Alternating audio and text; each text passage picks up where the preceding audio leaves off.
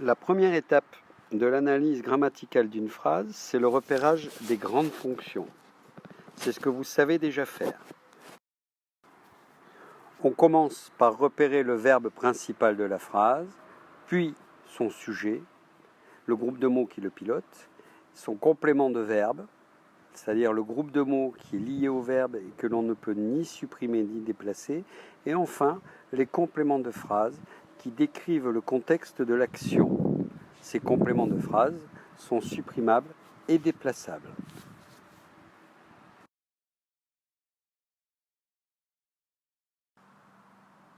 Une fois cette étape réalisée, on va pouvoir se pencher sur une analyse plus fine de chaque grande fonction.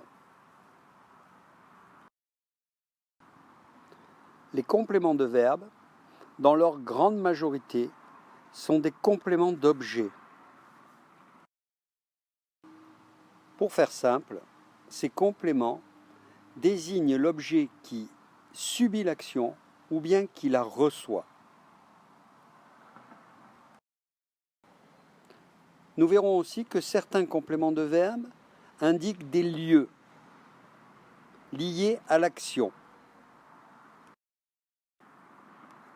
Ces compléments, qui désignent un lieu que l'on nommera CL en abréviation, sont la plupart du temps associés à des verbes de mouvement ou de déplacement.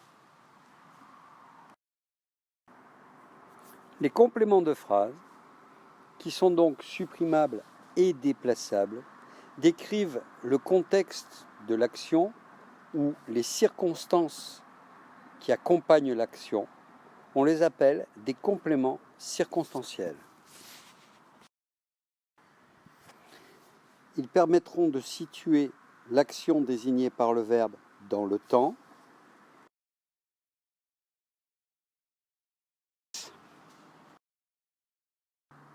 Ils nous indiquent également comment se déroule l'action. Ils peuvent également nous indiquer dans quel but cette action est réalisée ou ce qui est à l'origine de l'action, ce qui l'a causée. On parlera alors de compléments circonstanciels de temps, de lieu, de manière, de but ou de cause. En CM2, on se contentera de ces 5 cas de figure, tout en n'oubliant pas qu'il en existe d'autres que vous découvrirez plus tard dans votre scolarité. Maintenant que le vocabulaire est maîtrisé, nous allons commencer l'analyse des phrases en essayant de rechercher s'il y a des compléments d'objets, des compléments de lieu, des compléments circonstanciels de temps, de lieu, de manière, de but et de cause. Vous remarquerez que le complément de lieu peut être un complément de verbe ou un complément de phrase. Il faudra les distinguer en se posant la question si on peut le supprimer ou non. S'il n'est pas supprimable, c'est un complément de verbe. S'il est supprimable, ce sera un complément de phrase. On peut revenir maintenant à l'analyse. Dans la première phrase, à l'arrivée de l'été, hommes et chiens traversèrent en radeau les lacs bleus des montagnes. Le complément de verbe, les lacs bleus des montagnes, indique ce qui est traversé par les hommes et les chiens.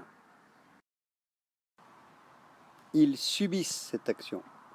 Donc, ce groupe de mots représente un complément d'objet. C'est lui qui subit l'action.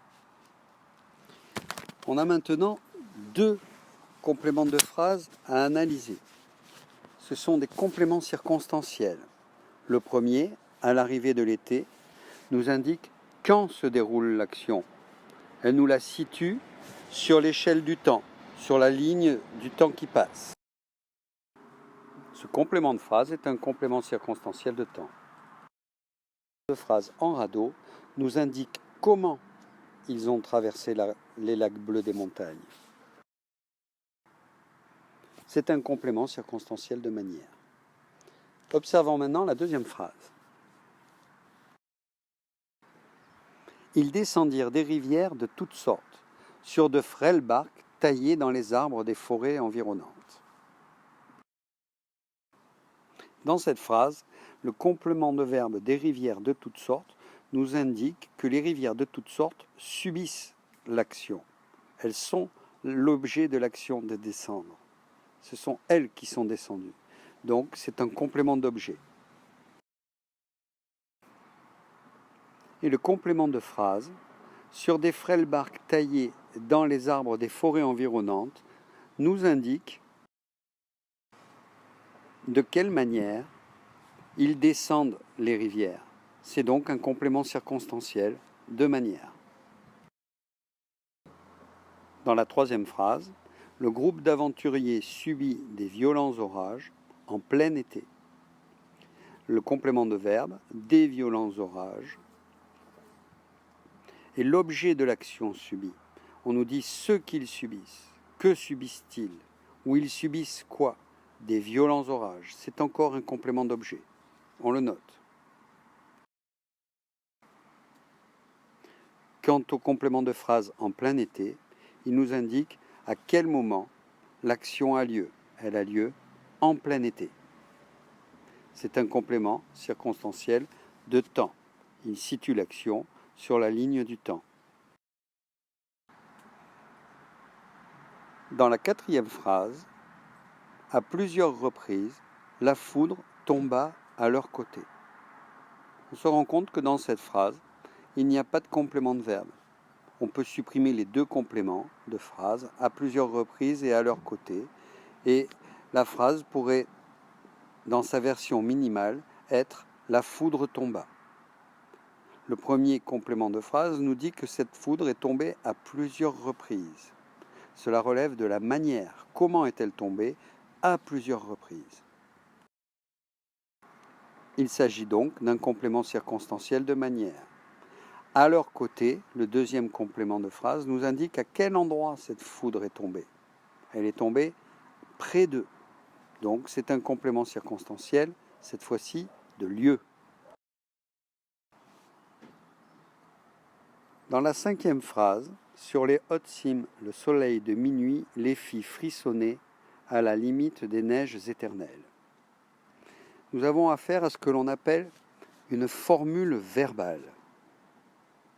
C'est le groupe de mots « fit frissonner » que l'on peut assimiler à un seul verbe, le verbe « faire frissonner ». Ici, le complément de verbe est le pronom « les ». On savait déjà que le pronom « les » était un complément de verbe. Ici, ce complément désigne soit le groupe d'aventuriers, les aventuriers, soit les hommes et les chiens. En fait, c'est l'ensemble des personnes dont on parle. Ce sont eux, le soleil de minuit fait frissonner. Qui subit l'action? Ce sont les aventuriers. Ils subissent l'action que pilote le soleil de minuit. Lui agit et les aventuriers la subissent. C'est donc ce pronom complément est un complément d'objet. Dans cette phrase, il y a deux compléments circonstanciels sur les hautes cimes et à la limite des neiges éternelles. Et ces deux compléments circonstanciels permettent de situer l'action dans l'espace, ou sur les hautes cimes, ou à la limite des neiges éternelles. Ce sont deux compléments circonstanciels de lieu. Avant-dernière phrase. Vers la fin de l'année, une région fantastique, enfin, s'offrait à eux. Le complément de verbe est un groupe avec un pronom introduit par une préposition. Il s'offre à qui? À eux. Qui reçoit la région fantastique? À qui s'offre-t-elle? À eux. Cette fois-ci, ils ne subissent pas l'action, mais ils la reçoivent. C'est un cadeau, offrir. Donc c'est un complément d'objet aussi.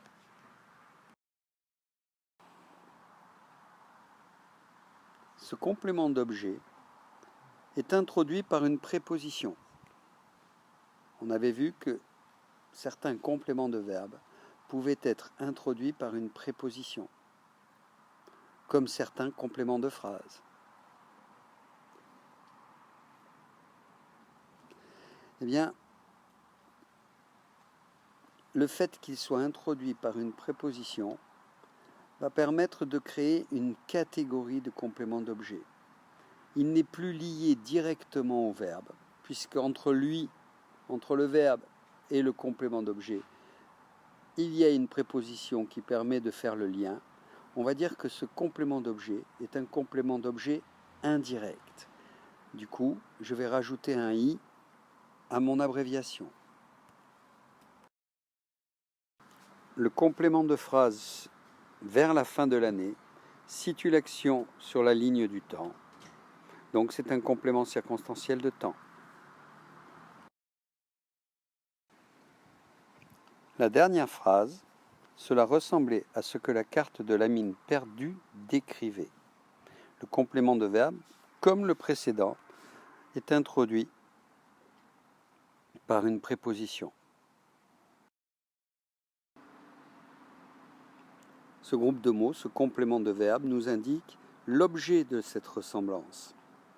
Il nous répond à la question « À quoi cela ressemblait-il » Et comme il est introduit par la préposition « à », il s'agit d'un complément d'objet indirect. À la fin de cette analyse, on s'est donc rendu compte qu'il existait deux façons de désigner l'objet de l'action. On a vu que la deuxième était celle qui utilisait une préposition pour introduire le complément d'objet. Du fait de la présence de cette préposition, on dit qu'il s'agit d'un complément d'objet indirect. Par opposition, les compléments d'objet qui sont liés directement au verbe sans préposition d'introduction, eh bien on va leur donner un nom plus précis. On va les appeler des compléments d'objet directs, car eux ne sont pas introduits par une préposition. Je vais changer leur nom.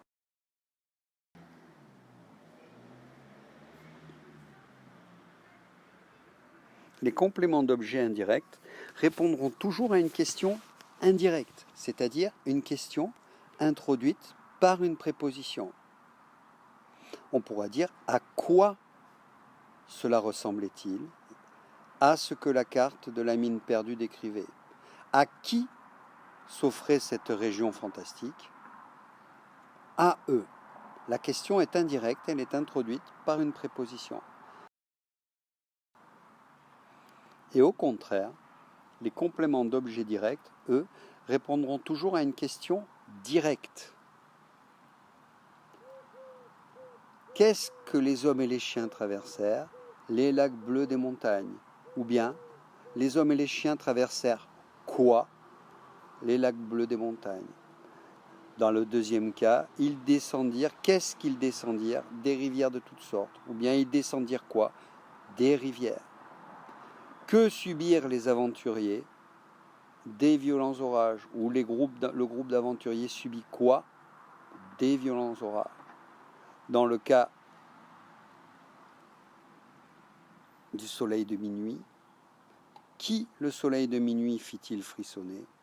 Les aventuriers. Ou bien le soleil de minuit fit frissonner qui? Les aventuriers. Question directe, complément d'objet direct.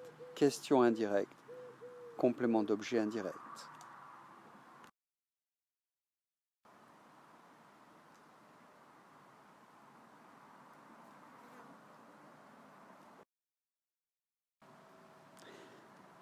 Voilà, cette vidéo est terminée et j'espère que les absents qui ont manqué la leçon auront bien compris le travail que nous avons réalisé en leur absence.